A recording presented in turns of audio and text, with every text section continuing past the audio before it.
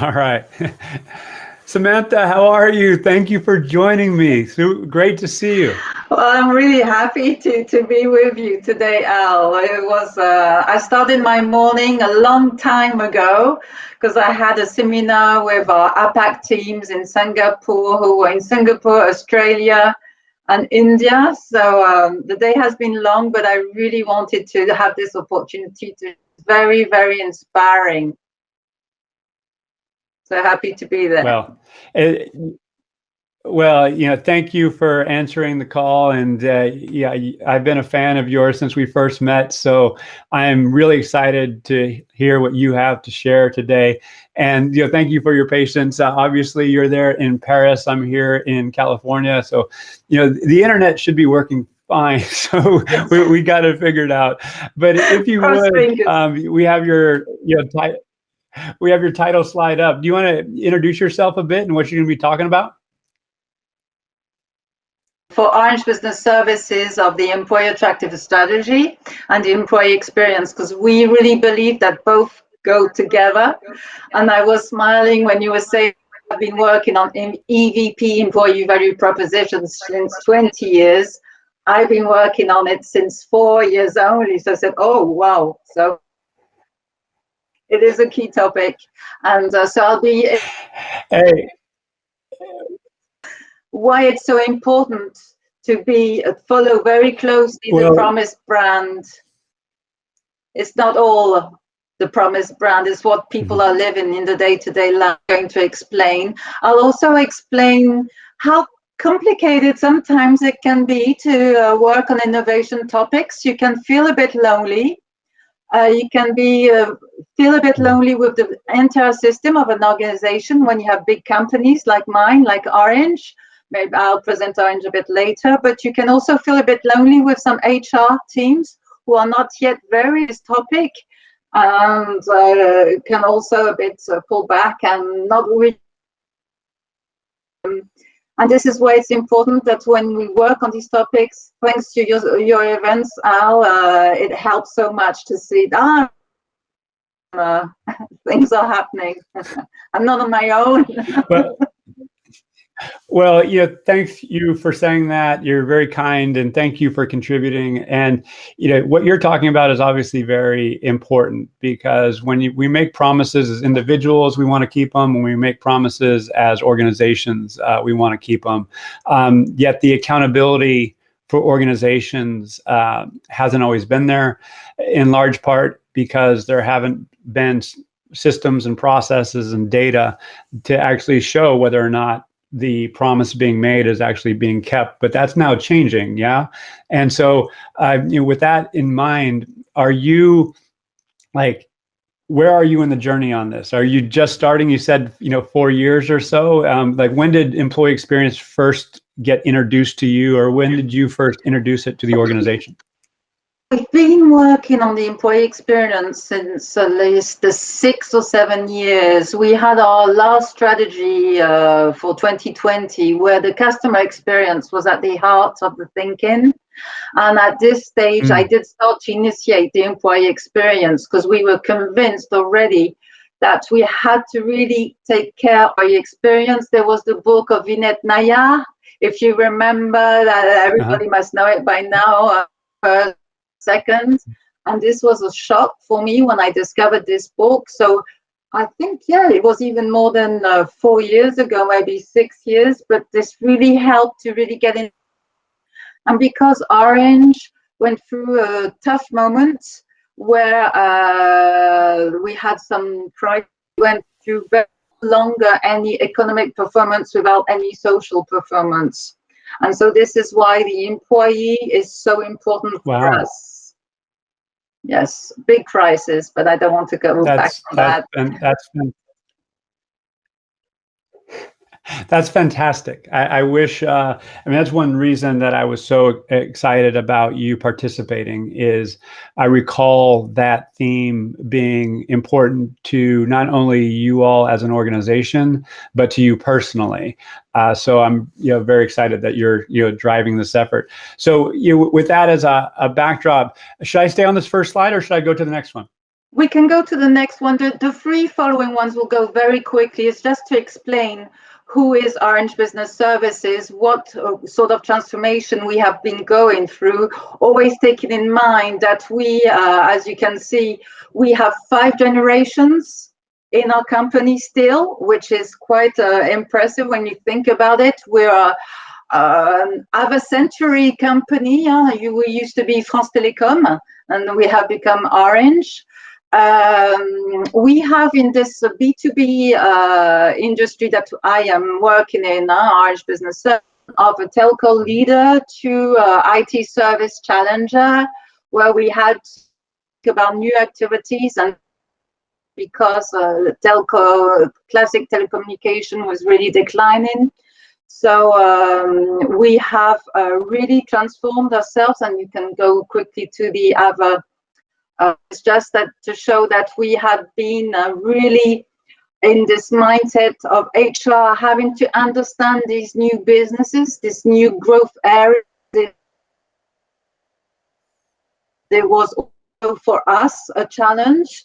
So we had to get very, very quickly on board. It was in the middle of all this digital transformation, and we had to make crisis that we managed to embark all our teams, all generations into this digital transformation. So it's in a way, but it has really been very interesting.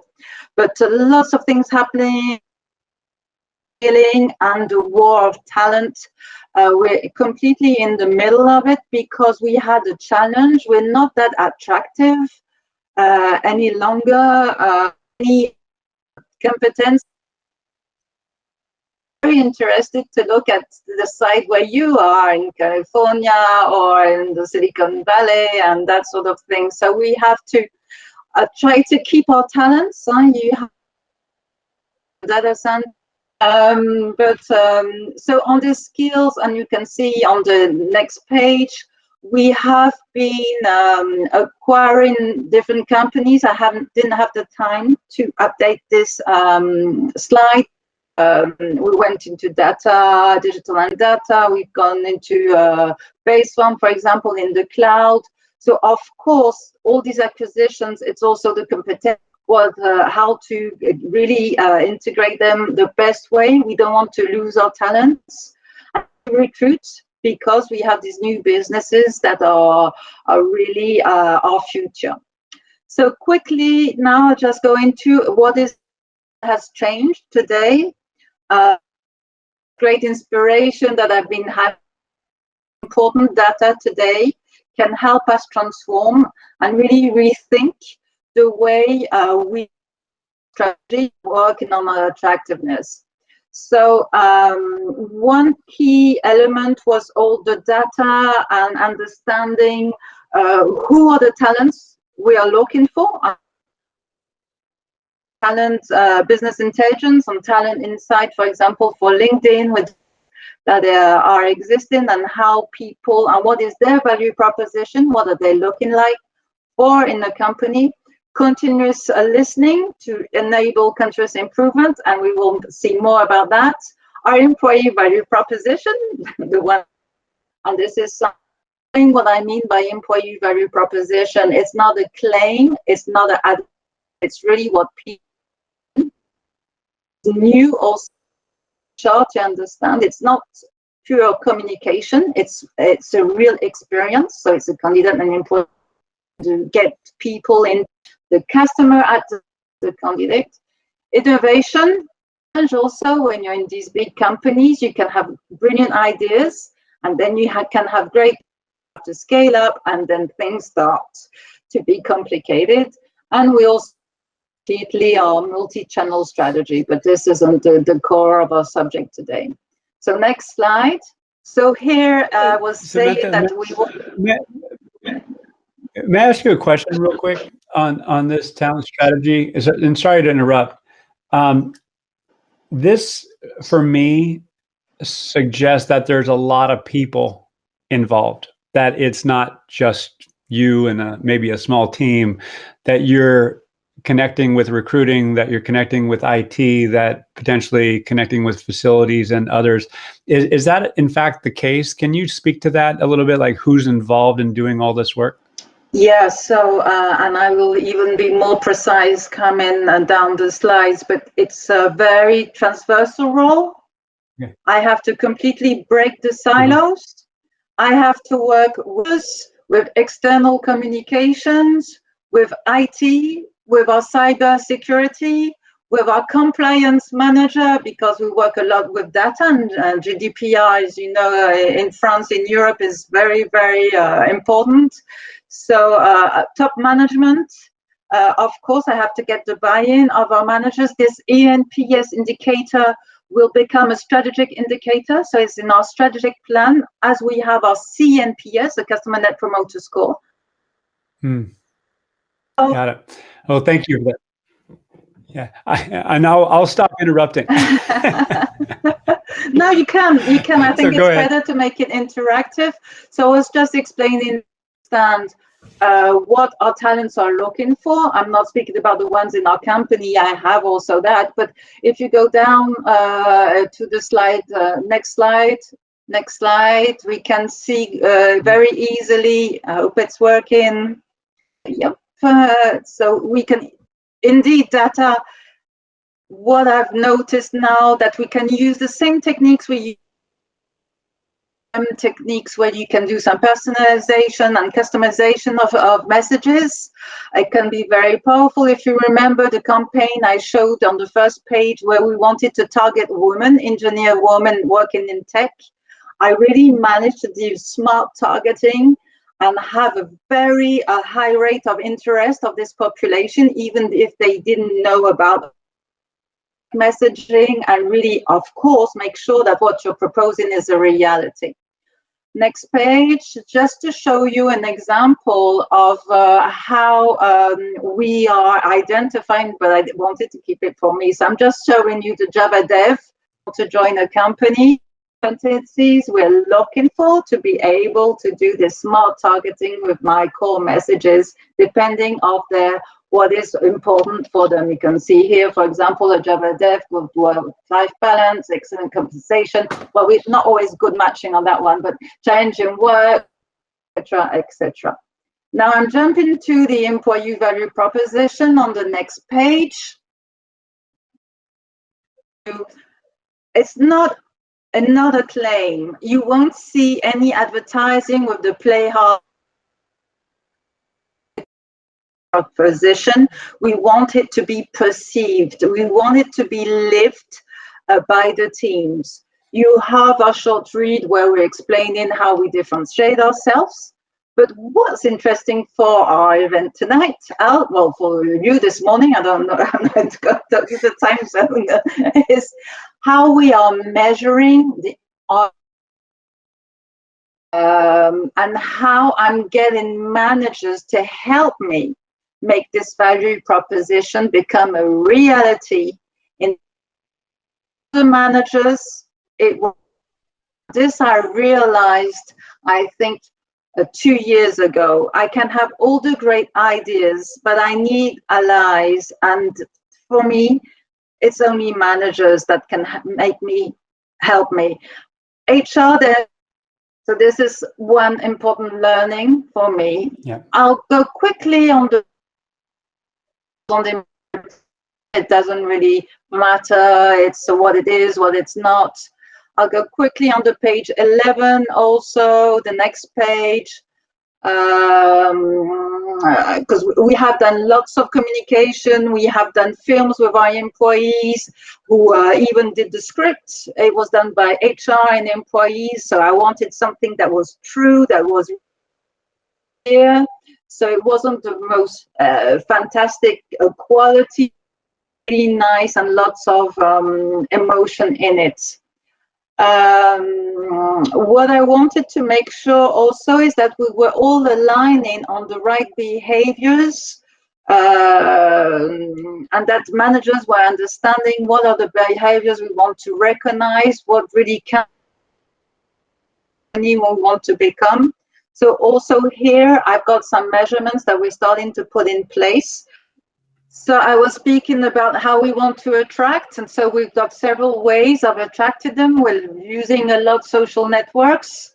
We're really trying to build our pipelines. We're making sure that our messaging is really consistent. We want lots of testimonies of our employees, employee advocacy, of course. We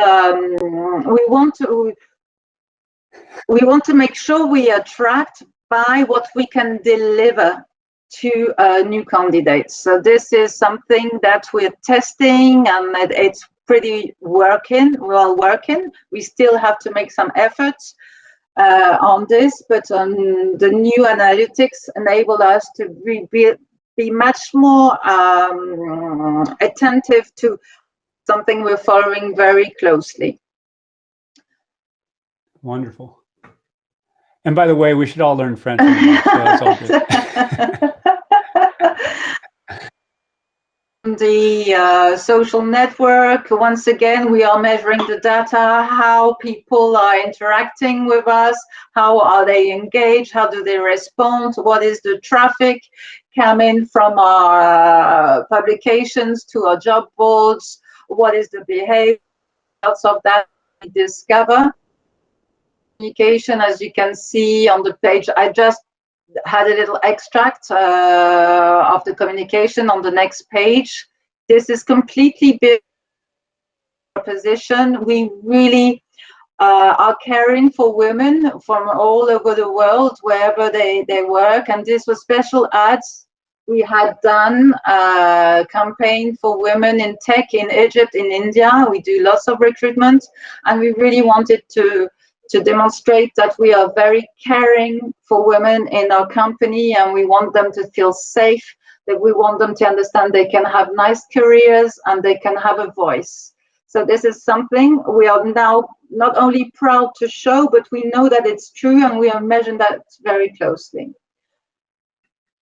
So the next page shows that it's not all about employer branding and employee value proposition. It's I'm saying, or what our comms teams are saying, or what HR is saying. It's what people are saying about us, what our employees are saying about us, what candidates are having some recruitment are saying. So it's really our radars. And it's here where I've realized since a year now that I'm working on this project with Peakon, that without the managers, continuous improvement can't work. There's no, I don't know if it's a secret, but it's a way to make it work. And continuous improvement is really part of the page. And here we go with the NPS, the Net Promoter Score, the Employee Net Promoter Score. Is, if you recall, it's from 0 to 10. It's a grid where you really, from 0 to 6, you're a detractor, passive, and a promoter from 9 to 10. So you really have to leave emotion. So here what we put in place, a digital people are saying a brand is Glassdoor. We analyzed Glassdoor a lot. That's very important for us. So now I have an orange business and manage to get in contact with people who leave a bad verbatim. Well, it's not a bad, it's a negative. I want to understand what went wrong. Opportunity for to understand what went wrong or what was their perception, because their perception is the reality. That also is an important point. It's and this is what I try to change in the HR mindset. It's not because we're doing things some way that it's perceived the way we want it to be perceived. So the reality of the other, of the employee or the candidate, is his reality. And this is why employee voices are so important. Next. Absolutely. Next slide. Yeah, this is just, so this is how we're monitoring. Real-time monitoring of all about us as a company, what employees are saying about us as a company on the social network outside. So this is real time, and it helps us a lot to see how we progress, or sometimes there can be some negative feedback, or we do a lot with that. So very interesting to analyze this all the time, real time data. Next page. And just before we leave this, who uses this? This seems like it'd be really interesting. Is this you and your team? Does it go to others in the organization? Who's the audience for this? So it's my HR, of course, the ones who work on recruiting and who are very comfortable with people, data analytics. Yeah. Yes. Yeah, that's really cool. Our comms, who are access to the platform, because we don't have only employee branding topics or employee experience. There's much more, but we're trying to share. And you were speaking about governance, and maybe I'll mention that a bit later. But now because of this employee experience, we're putting in place a very to make things happen.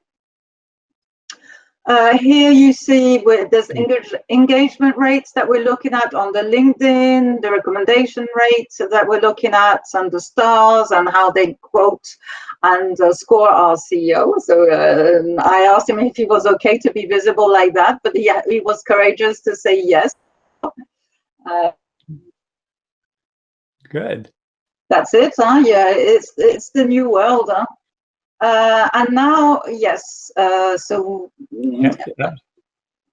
empowering managers, and this is what I was explaining just before, is how important it is to understand what your detractors are saying about you, what the promoters, of course, it's always nice, but you get treasures in negative feedback. It's really to really help to do continuous improvement. But Peakon, in a way, has really changed also the way I can better work with the managers. So this is, I think it is the following slide. I'm sorry, I don't know my slides by heart.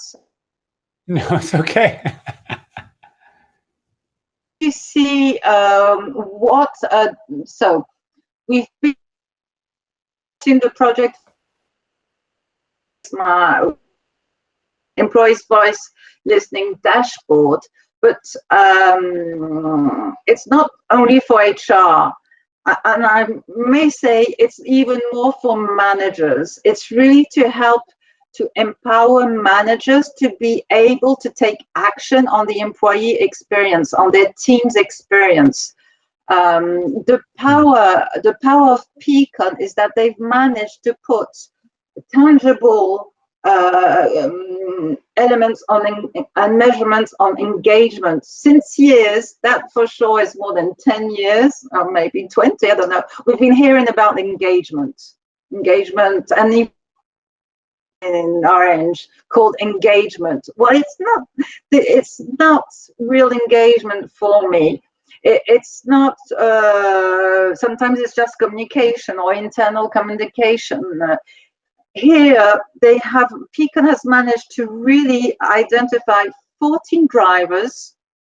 Most person is engaged or not, motivated or not, when he works for the company. Each manager, and maybe we can see on the following slide, each manager has his own dashboard with its own results, with not of each of these drivers, but also the verbatims. The platform suggested immediately that's the first level of analysis. So it says you are great on these 3 topics, but maybe you should pay more attention on strategy understanding, for example. And then the platform also suggested action plans, mini trainings, so it never leaves the manager on its own. Even if we have organized a strong governance, and I will speak about that, it's just that the manager way has to pay attention. It gives him topics also to share with his team.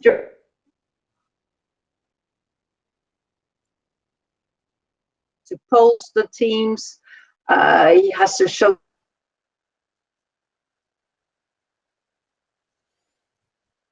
the manager. And also employee barometer, but it's not real time. Peakon is real time. We have decided to do it on monthly basis.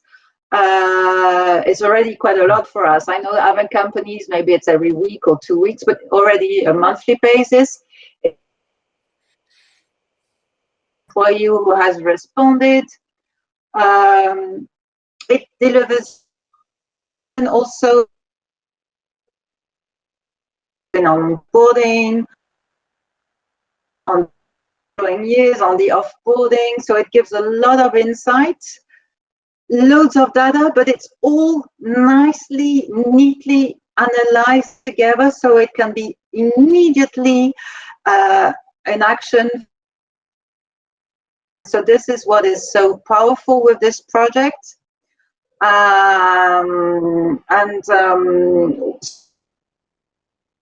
So maybe on the next slide, you can just...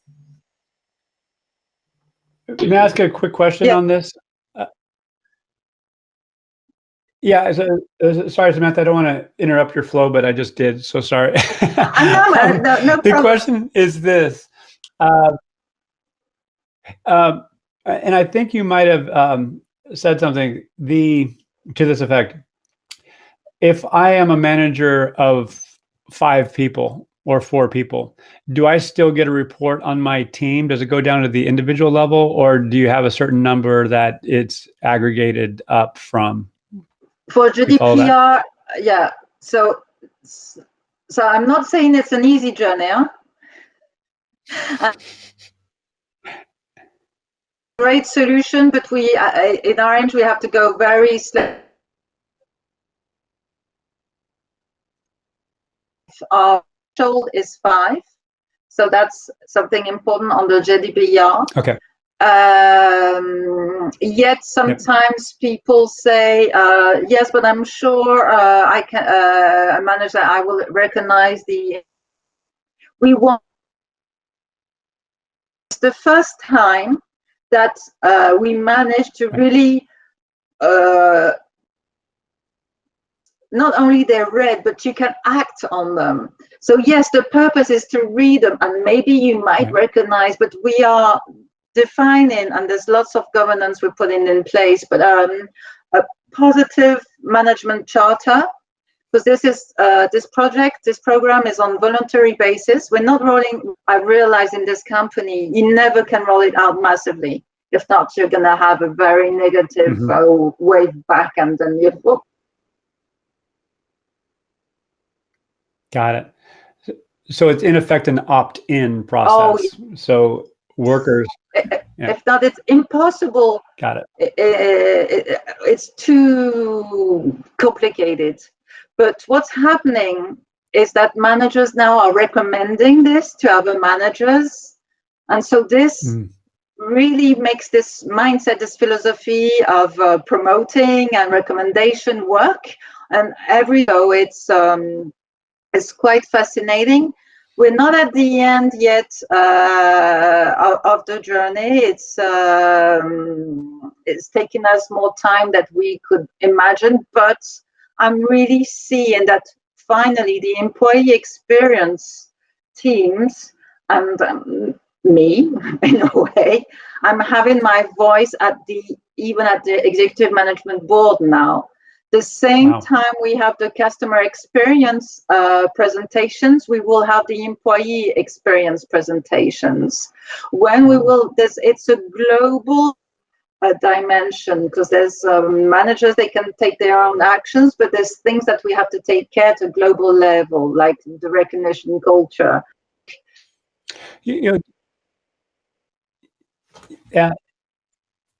Yeah, and sorry to interrupt again, Samantha. The question I have when you talk about speaking to the executive leadership team, where did all this start? Where did employee experience start? Was it a mandate from the chief executive or his or her team, or did it come from you and others who were promoting it internally and in effect selling the concept? Where did it start?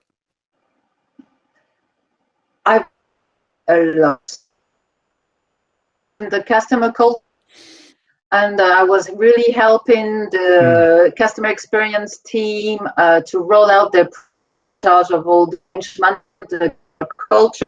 I was something and employee experience, but it was so easy to do the customer experience piece, but really difficult to embark the employee experience. But one of my other secrets is that I've started this program by looking at the customer experience pain points, and I wanted to identify, for example, which employees were contributing to the customer experience pain points. And so the starting point was the incident journey. We identify, so we have some incidents. Some customers, they don't call us because they're happy. That never happens. They often call us because they're so we have many teams working, but I have the conviction, I think many people have it, that a better employee experience will drive a better customer experience. And this is also some research rolling out this project on the customer experience. So I tied them both together. If not, it would be much more complicated. But like that, I've got much more buy-in from people who are in the operations, the managers in the operation. I said I feel lonely sometimes. It's lonely, but manager willing to, they really believe this and they're helping me to get it through. But so lonely, but not in it with the customer experience. Just a couple things. I want to clap for you, because I know in our profession we don't get claps very often, but I'm going to clap for you because it's spectacular. I mean, I literally I'm getting chills listening to you right now, because what I hear is that you answered the why earlier, and you had the internal equity, you had the relationship equity to say, hey, this is important. And there's research that you're likely familiar with that showed that it's not so much an organization or individual not meeting customer expectations, because mistakes happen, things happen. However, how the organization or individual responds to those mistakes makes all the difference in the world. You know, it's like an opportunity to help and be, great and deliver on your promise of responsiveness and proactivity. So it sounds like that's what you're doing. So, kudos to you. We have to stick together. We have to celebrate those who deserve celebrating. You're certainly one of them. So, thank you for sharing. Should I go to the next slide from here? Oh, I think it's just coming back to my employee value proposition and how my managers can ask their teams,